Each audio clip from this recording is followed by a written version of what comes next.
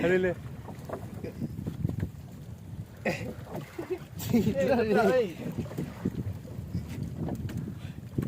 கீழே தான் மீன் கீழே இருக்குதா போயிடுச்சு அவ்வளோ தொங்கி போயிடுச்சு யூடியூப்ல போடா அது எது கையில் வலி அது அது சிஸ்டினே கற்றுங்க அது பத்து ஏய் சீனை பத்துற போய் வலி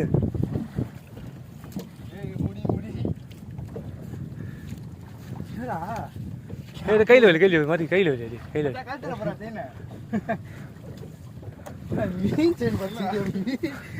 ஏய் கழுத்தில் போடாது அடிபத்து